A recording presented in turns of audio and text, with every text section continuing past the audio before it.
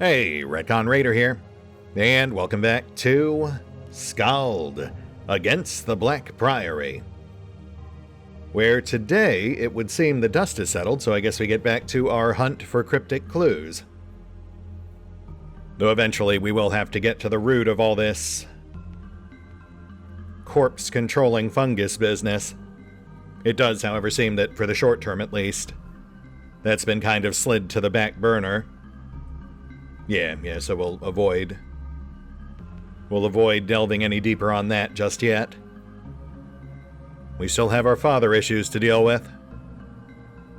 And much as Drina pointed out, father is actively threatening the living, whereas this thing, at least now, is primarily just defiling the dead. Oh, look at that. I think we've got oozes. Also open graves to plunder? Hopefully Drina doesn't mind if we help ourselves to this stuff. Nope, she's good. I mean, it's either that or leave it for the fungus and other assorted vermin. Oh, shoot, that's not oozes at all. That's, carrion crawlers. Which, yes, does make sense. Nothing we haven't dealt with before, but it is nice to see that they have indeed mixed things up down here. If it were all just shamblers, then that would get very old very quick. Let's make sure we set up to draw them out of their choke point.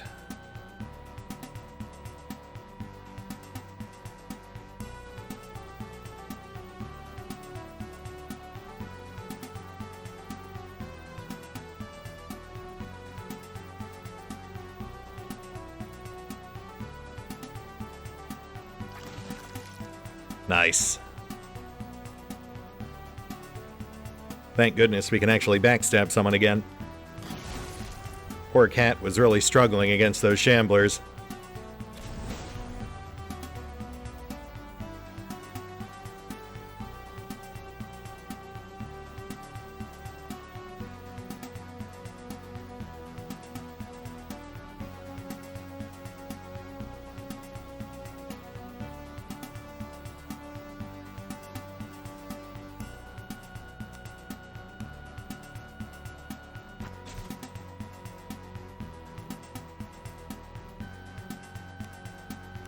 Yeah, just hang back. We don't want to squander our arrows any faster than we have to. Not until they get that restock issue taken care of. I did bring it up in their Discord last week. Hopefully they'll get it dealt with in short order. The dev does seem very responsive.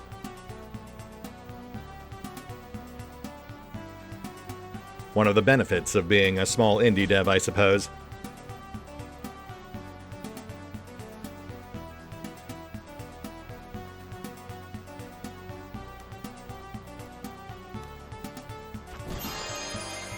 Nice.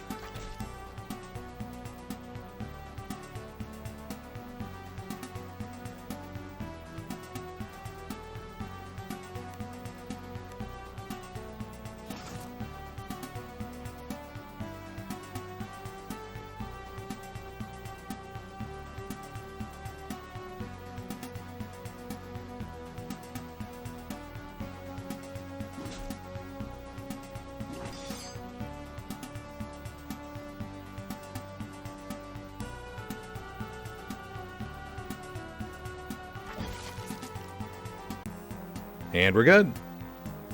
Yeah, that was much easier than the shamblers. Let's collect our prizes.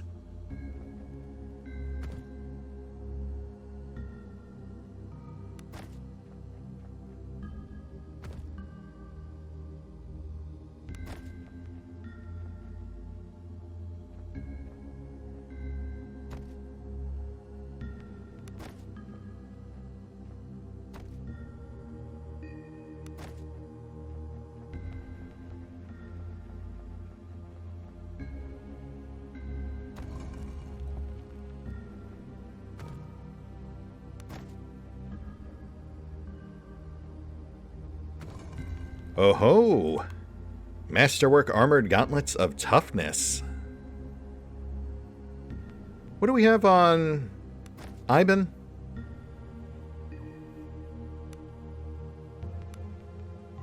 Oh, yeah, we can swap that up. I think one of the things that was clearly illustrated last time around is that we definitely need someone with better stacked toughness. Honestly, probably will as well. I should really stop ignoring those bumps on our advancement trees. Since I will note, apparently we have actually encountered at least a couple of checks that would have just straight up killed us had we failed them. So best to hedge our bets where we can. We'll toss the hand-me-downs to Freya, no reason not to. And on we go.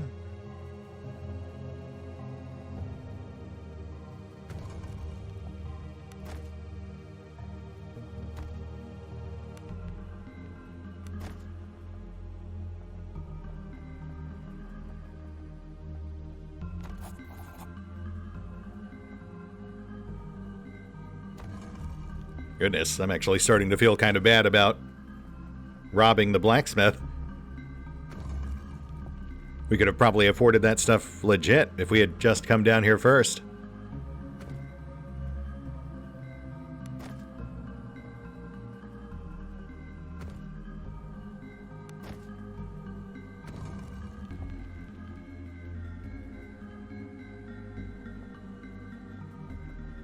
Oh, right. Okay, well, I really thought that south door would lead to whatever it is that's stalking the darkness, but apparently it's just a hall.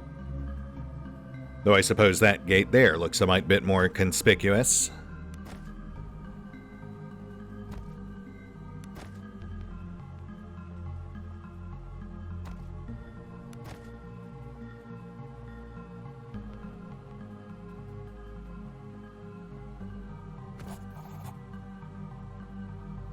Oh, offshoot on the right. What is that?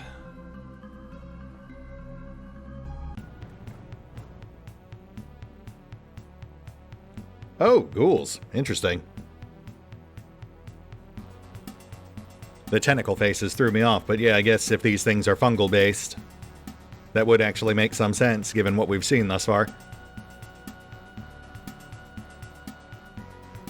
I think we can assume faster, frailer, paralyzing touch. Possible immunity to crits and backstabs. Again, could just look it up, but I'd rather feel it out. Just feels more fair that way. Oh, well, that is a big yes on the paralyzing touch.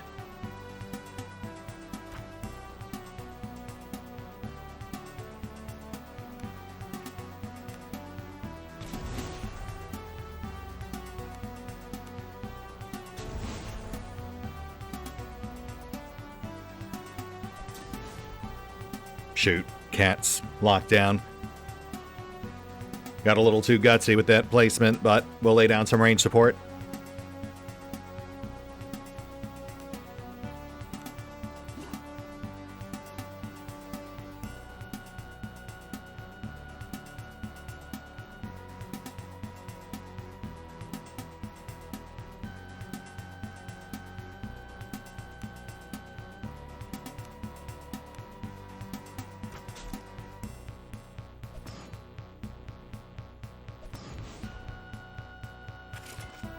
Farron's still locked down, but he's tanking the hits. So not too worried about that.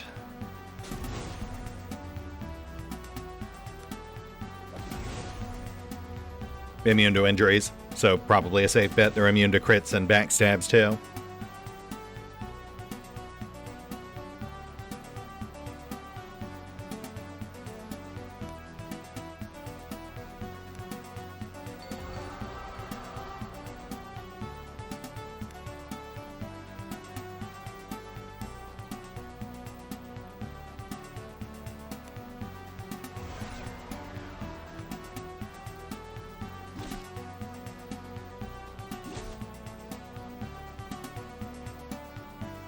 Oh boy, okay.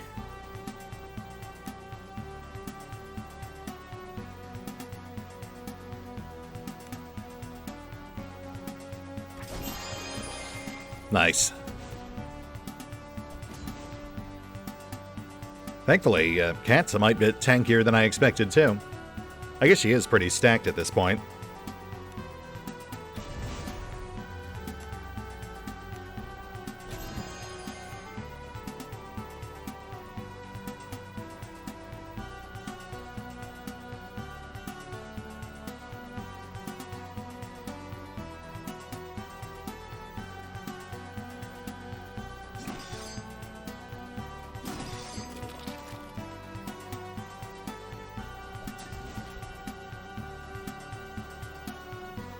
Yeah, we're good. They're delaying the inevitable, but we've got this pretty well handled. Though the Dungeon Master in me definitely recognizes this as your classic encounter of attrition. Not so much designed to best the player as it is to simply wear them down, to deplete resources. Which, granted, would be more effective if not for the full heals on level up. That still does feel a mite bit out of place, given the grimdark nature of the game. I think that is one of the main missteps of this game, at least in my eyes as an old-school Dungeon Master. You've got survival elements, you've got a whole resource system, you've got granular rest mechanics, and these obvious encounters of attrition, but then you kind of throw the whole thing out the window with that free heal on level up. I mean, we're 20 episodes in and we have not had to rest even once. Every time we get close to needing it, everyone just levels up instead. But, you know, it is what it is. Still having fun.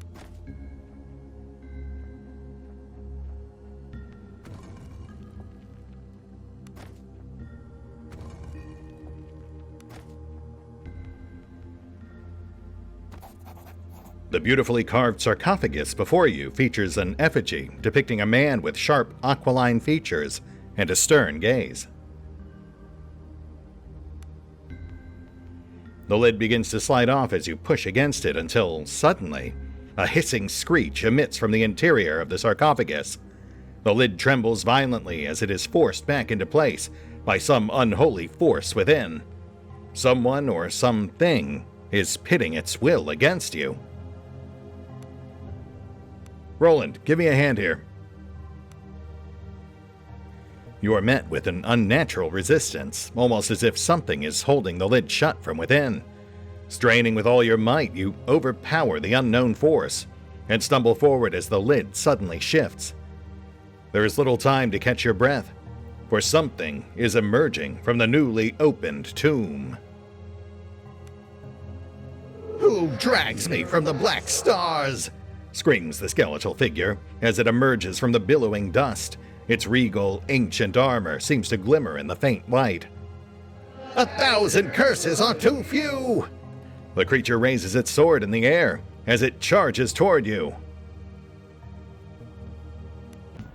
Draw steel. Oh boy, we've got a white, a lich. What are we looking at here? Joran the something. Oh man, I would like to know the rest of your name, but I also don't want to spoil your stats. Maybe we'll find a lore item around here somewhere. Give us some context on what this guy's deal is.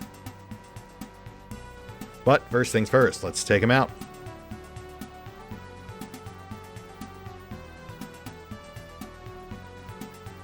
And once again, given his fairly clear undead/fungal nature, we'll keep Cat in reserve.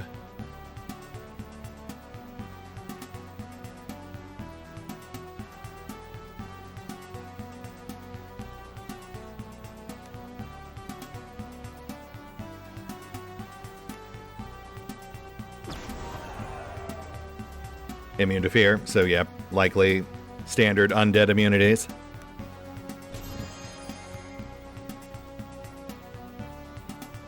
Hold. We'll wait for him to move up.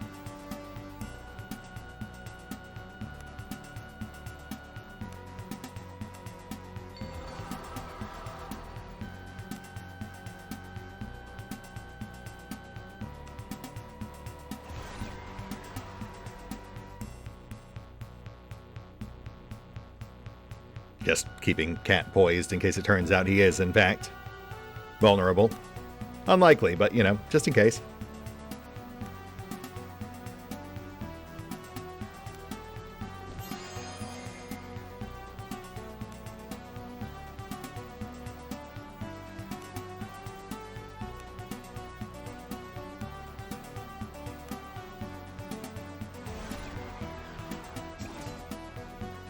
Oh, boy.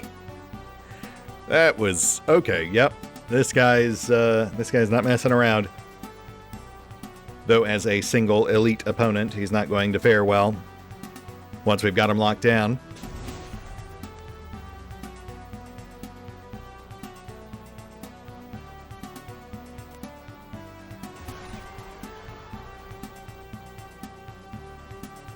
Stun still on cooldown. This would actually be a good time for us to have Stunning Touch. Then she could alternate.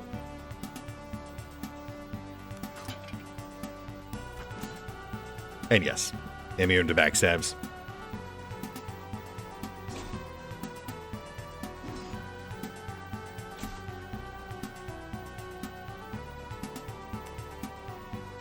Yeah, let's get ye Flask.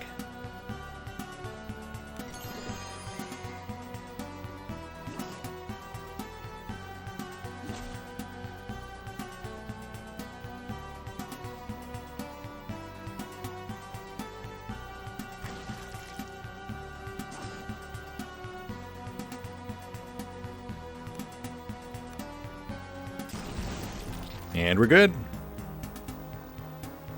Ooh. The Lake Blade. Intriguing. Never mind. Seems to be a fairly underwhelming weapon overall. Though an obvious nod to Excalibur. A stunningly wrought longsword of ancient design. The bluish sheen of its metal never seems to lose its luster, giving it its name. Not much use to us, but we'll hold on to it just in case it serves some story purpose. Given the general lack of context on what that guy's deal was, I'd wager someone's got a quest related to it. But for now, we push on. I'm seeing 2 more chambers. I don't think we've been in this one.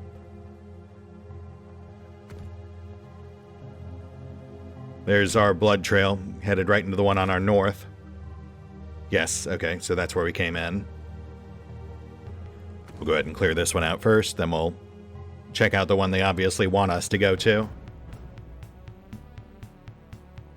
4 Shamblers, 2 Ghouls.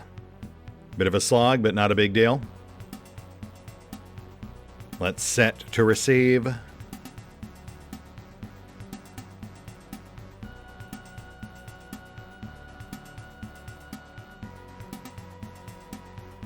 Draw them in 2 at a time. Though also be wary if any of them start circling. Tear them up.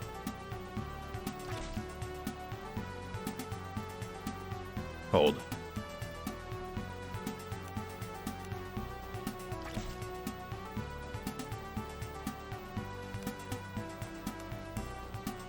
Slow these guys down.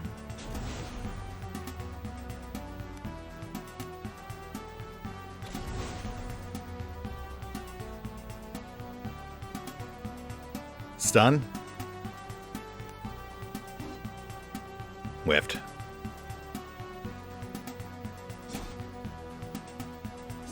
Yeah, the ghouls are dodgy.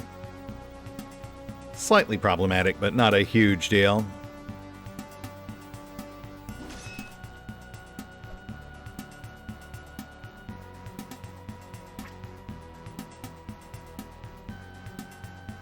top off. Nice. Ghoul 1 out.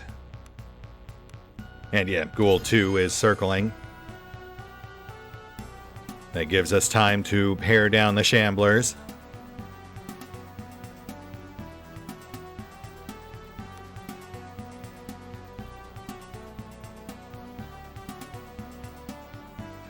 Hang tight. We'll have to do some slight repositioning.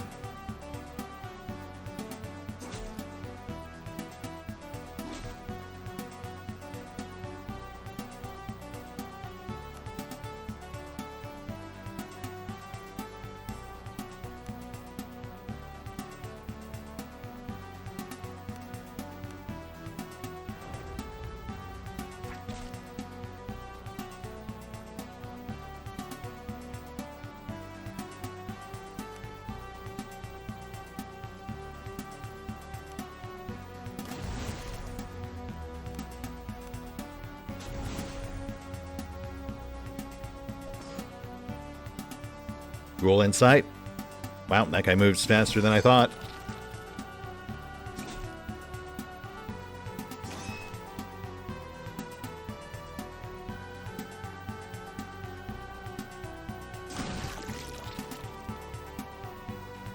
Baron on rare. And then we have 2 Shamblers right behind this guy.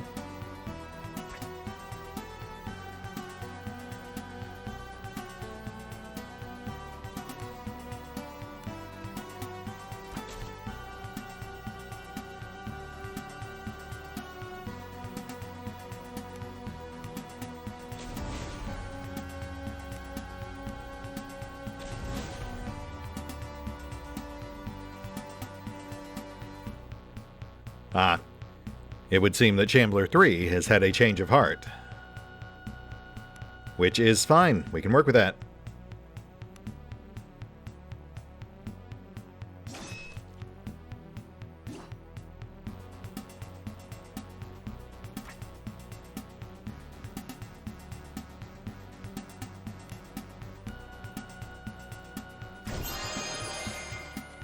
Ghoul 2 out.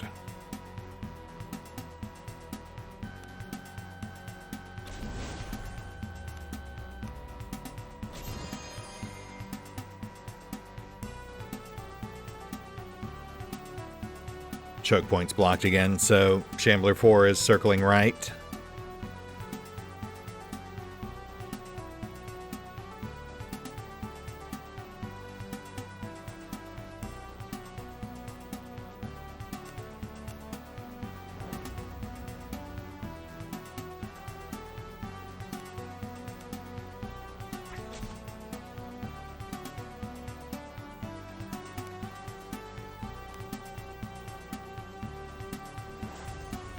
Yeah, there it is.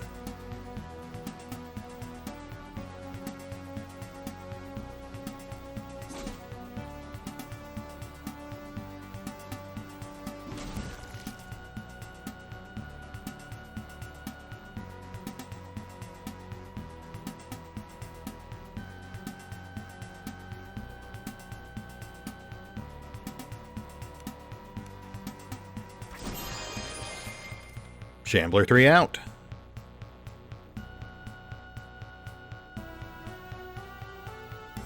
And we converge. On the converge of victory.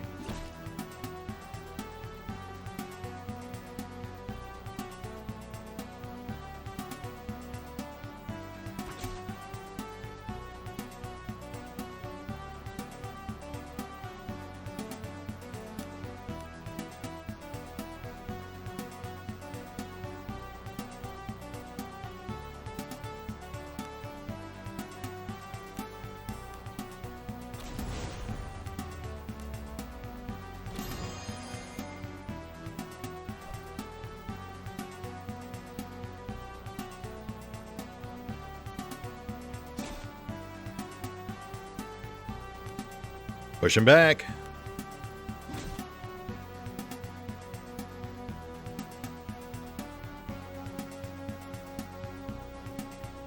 Oh, shoot. Down to the dregs on arrows.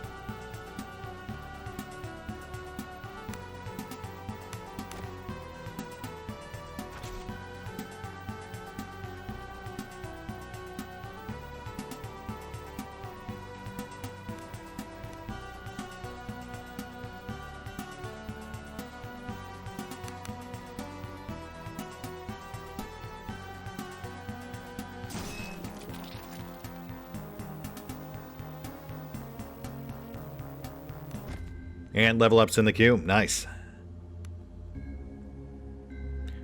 Got a couple of hunting arrows back, but that won't last us long.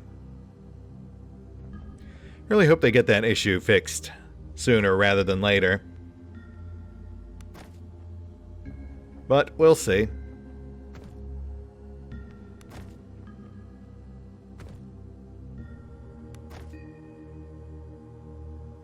Oh, goodness. Okay, well.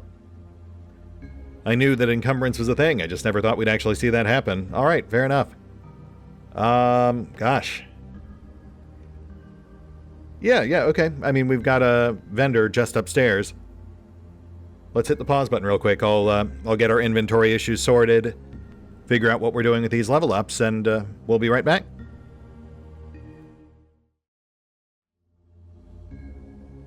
And we're back. Loot liquidated, load lightened, and level ups last on our list. Let's get that taken care of. Starting with Farron, who banks 2 points into axe damage. And then we're putting 1 point towards that last tier of leadership, which for now means +1 initiative. Then for Freya, we continue her arcane mastery with the next tier of air magic. That's all 3 points, which gives us access to tier 3.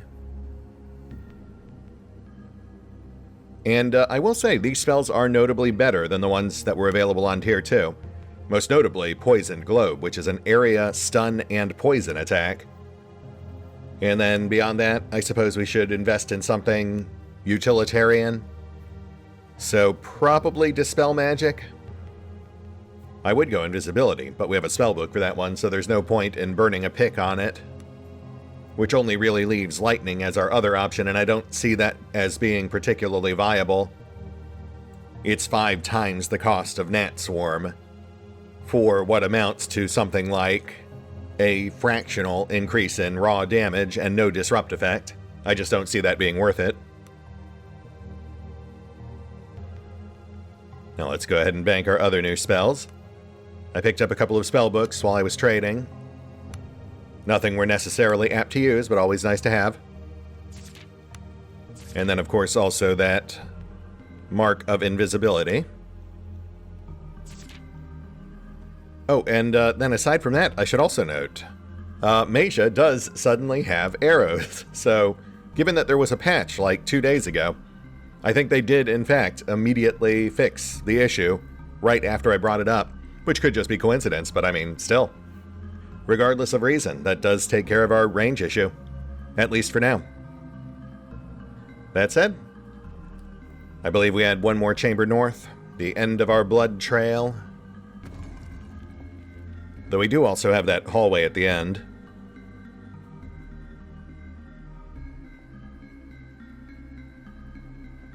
Ah, half a corpse, gotcha. And there's our decryption key.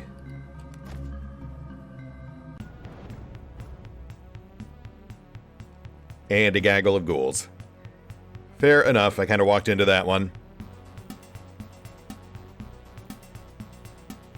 Let's hang back a bit this time, force them to waste their action points coming up on us.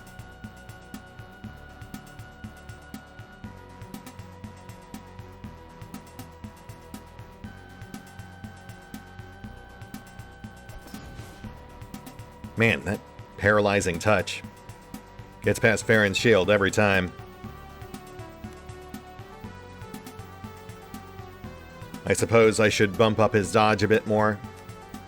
I think we've got 2 more ranks of Phalanx and 1 more rank of Heavy Armor Mastery available. So that's a potential +3 dodge right there. Could also bump him up to a tower shield. I think he's just rocking a large right now. Though obviously the trick there would be finding a tower shield of diplomacy. We don't want to give up that skill bonus. Especially since, as we've seen, while we are within auto-success range for a lot of our skills, diplomacy tends to have a higher target number than most others. So I don't think we've actually had many diplomacy checks that would be auto-successes. I think they've all actually had a substantial chance for failure. We've just gotten lucky so far.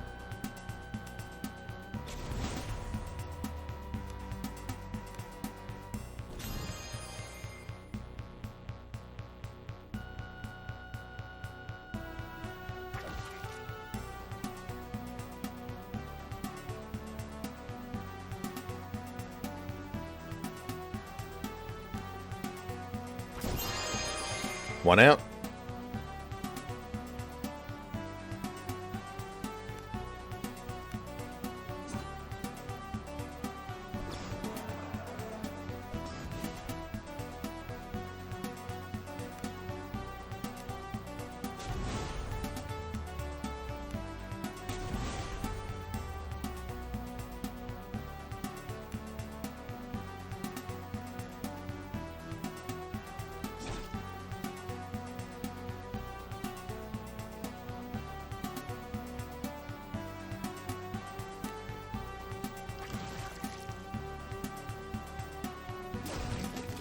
Two.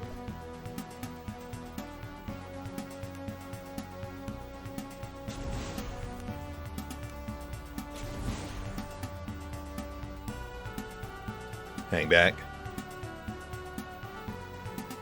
No sense in wasting the arrows.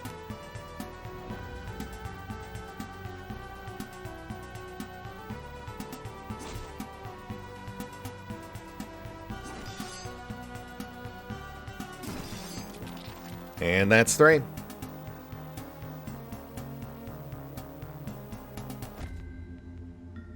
Let's see what we got.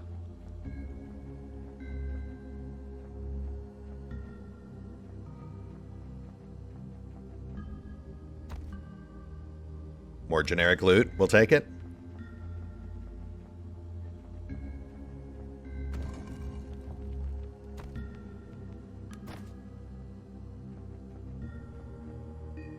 No, that's where we fought. I want to call that guy a Barrow White.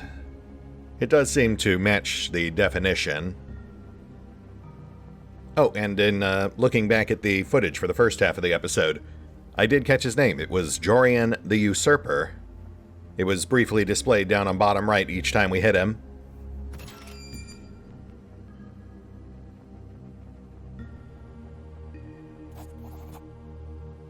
As you approach the entrance to the large vault, you can't help but notice the slightest of drafts in the otherwise stale air of the crypt. The secret tunnel must lie somewhere inside. Indeed.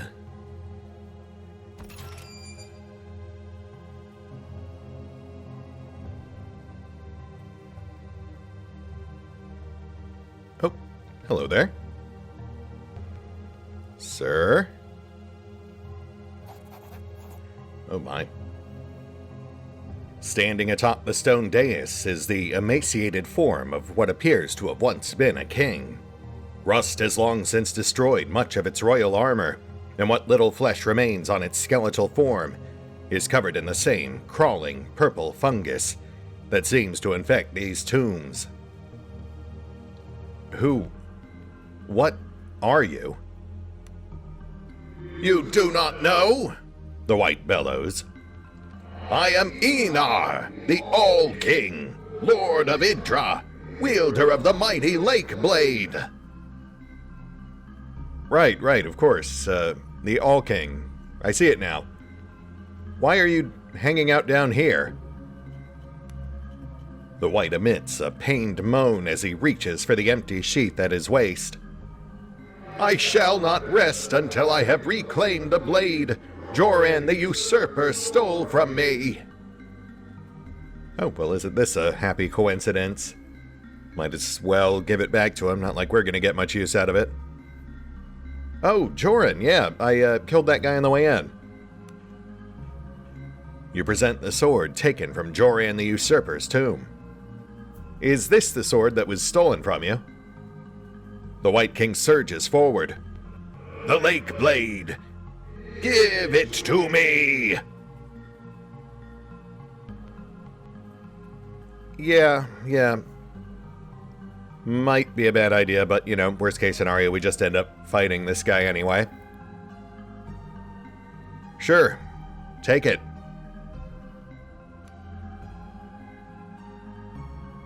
Wishing to put an end to the tomb's horrifying curse, you give the ancient sword to the king. He takes it from you eagerly, and then, with a final sigh that echoes eerily throughout the crypt, the ancient creature returns once more to his slumber. 1,000 XP, nice. Also, Baron is diseased, let's get that taken care of.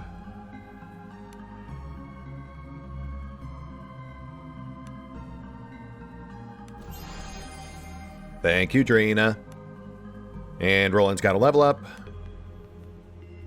which we'll put towards one of his capstones. I think we had a passive one here somewhere. Yeah, this one right here, Deep Cut.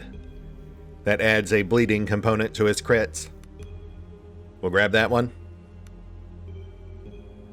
And then I guess we're done here?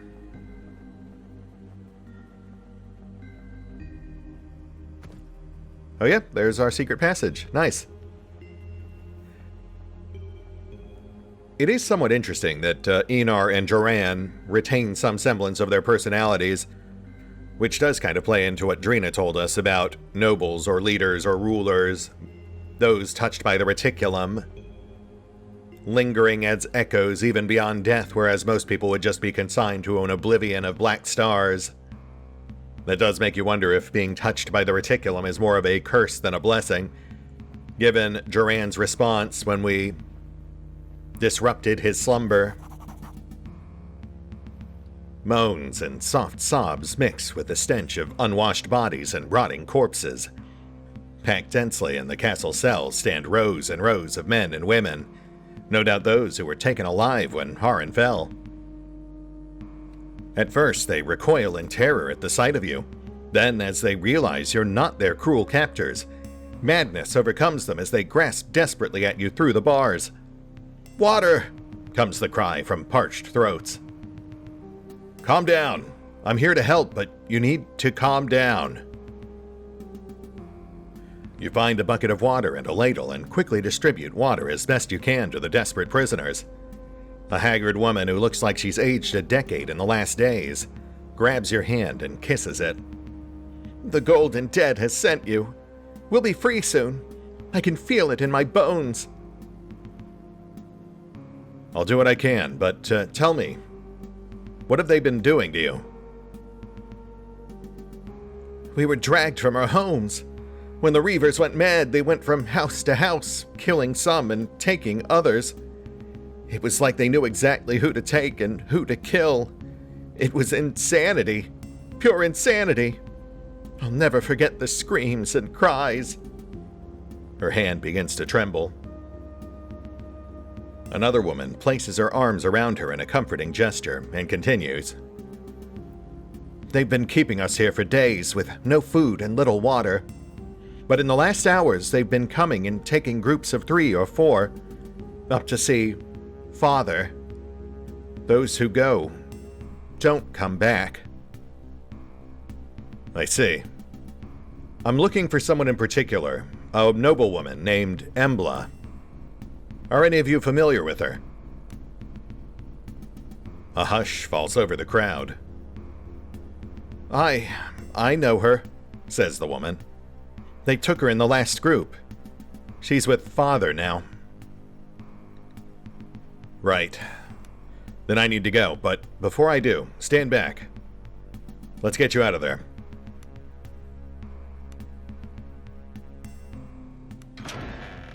With great difficulty, Cat manages to pick the massive locks. Slowly, the exhausted prisoners exit their cells and make their way towards the secret exit, Whatever comes next, you have at least done some good. Lovely. And level ups. First up, we've got Cat. And we've already grabbed Crippling Finesse, so I don't think we really have any other priorities.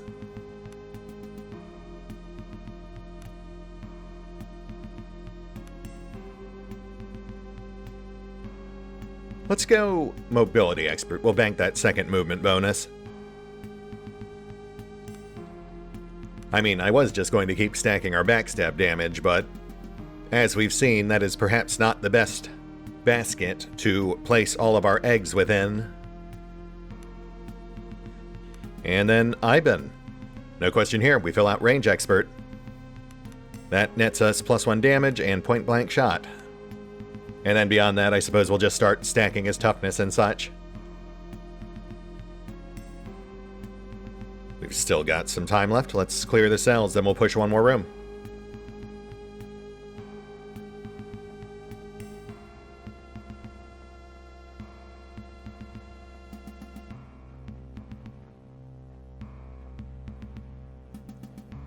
Gentlemen.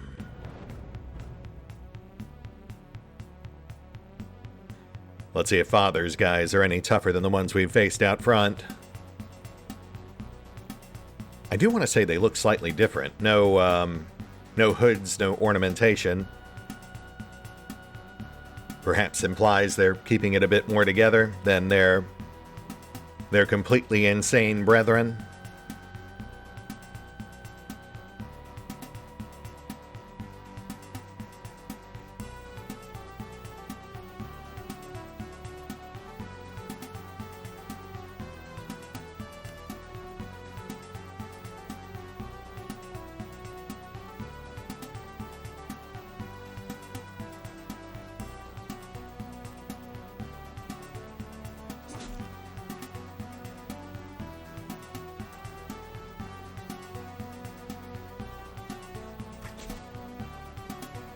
Leg shot.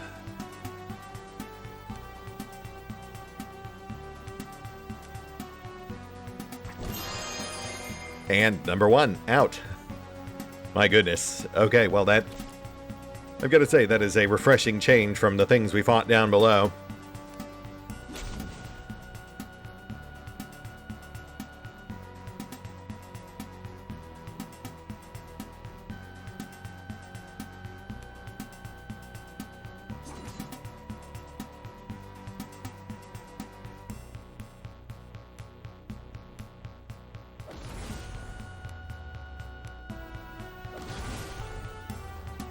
Yeah, tougher or not, these guys are much easier targets.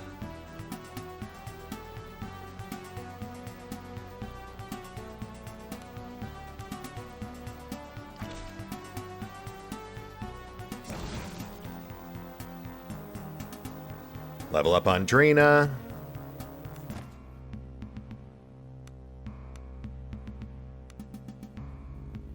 Let's go ahead and bag that first aura bonus.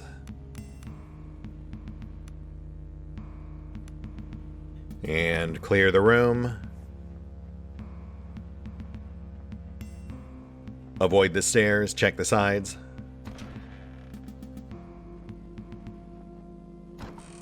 Supply room, okay. Not that we have much use for all this food stuff, but we'll take it. It is a bit of a shame that food isn't more valuable. You would think that given the circumstances it would make a very highly sought-after trade commodity.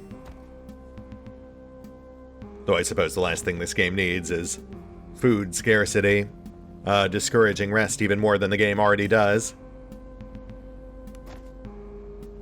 Alright, okay, yeah, let's push one more.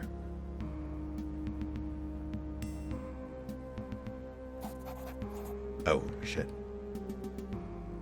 The small band of Reavers stand swaying in the half-light of the dimly lit room. They look pale and drawn, and their eyes distant. It strikes you that, in their fervor, they have likely neither eaten or slept in the last days of chaos. These men are being driven beyond their limit. By what? You don't dare speculate.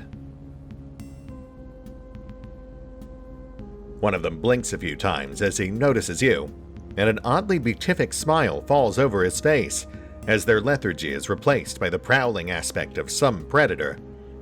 You immediately recognize the man as the leader of the first Reaver band you came across when you entered Harran. "Ah, you came." His voice is hoarse and dry, and there is a genuine note of gratitude in it. "He's waiting, you know. It's your turn now to go to Father. Come, let me take you."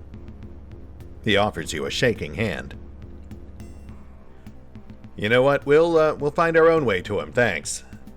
What exactly have you been doing with the prisoners?" "Prisoners?" the man asks slowly, as if he doesn't understand the question. Then a broad smile spreads across his face. "Oh, they're not prisoners. They are acolytes. Chosen ones. Father will weigh them, and the ones he finds worthy, they go on the ships. Such wonders they will see." The man's tone is dreamlike. "Right, that's all I needed to hear. Time to do what I should have done the first time we met." The man laughs maniacally. "We'll stand here again and again and again. You'll take my hand soon enough. You always do." "I'm sorry, what?" "Interesting." The plot thickens, but let's see if anything else happens after we take these guys out. I think this also definitely dispels the notion that these guys are any more put together than the ones outside. If anything, they're even worse off. Literally wasting away in their service to the Father. I mean, it's only been a few days, and last time we saw this guy, he was a hulking Goliath. So that's less starvation and more like they're being actively fed upon or consumed.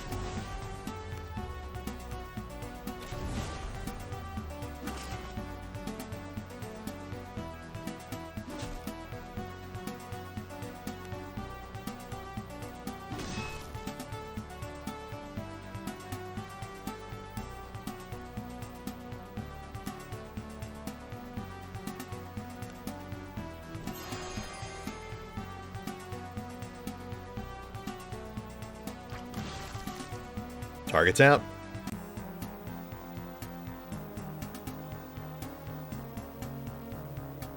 Got some poison arrows.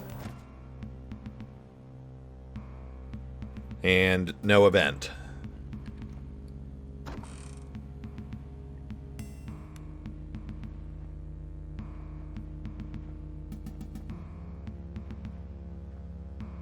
Oh my, wow. Okay, well, we've got no shortage of side doors here. Let's not push our luck. We're already getting perilously close to the hour mark, so I think we've really got to call it here.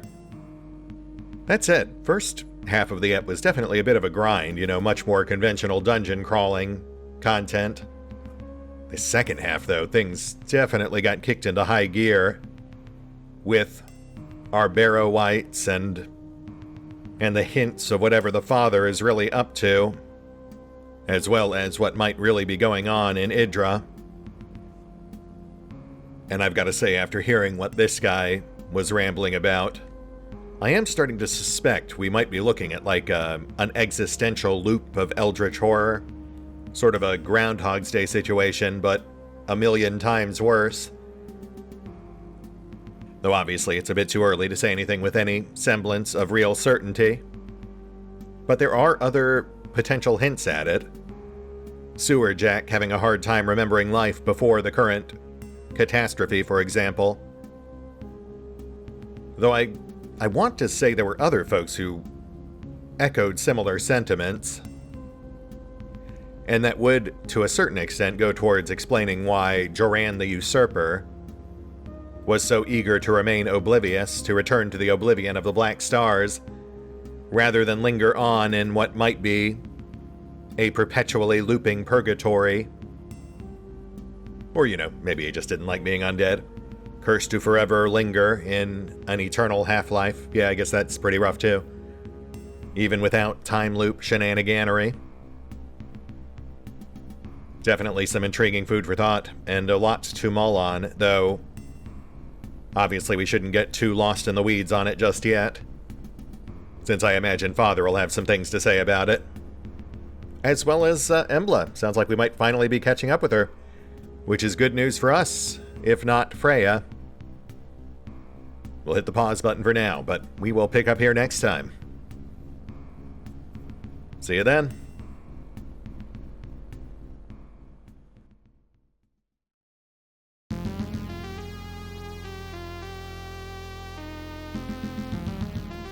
Oh, and special thanks to the raiders, the fine folks who help make these videos possible, including but not limited to Eerie B23, Revenant, Alois, Dragon Matrix 7, Drakiith, EgonAlter, Exsellsior, Gottlieb, James Trimmier, Kazorm, Mark Giemza, Nathan Welch Jr., OverlordPherom, RandomPassrby, RobbyB, Tomasz Piątkowski, Triphoppenskip, and Valinrook. Thanks for your support, guys. That said, if you'd also like to help support the channel, then feel free to push the buttons that do the things. Trust me, it does make a difference. Or you could even check out the PayPal, the Patreon, the Nexus GG, or the YouTube memberships. Links are in the description.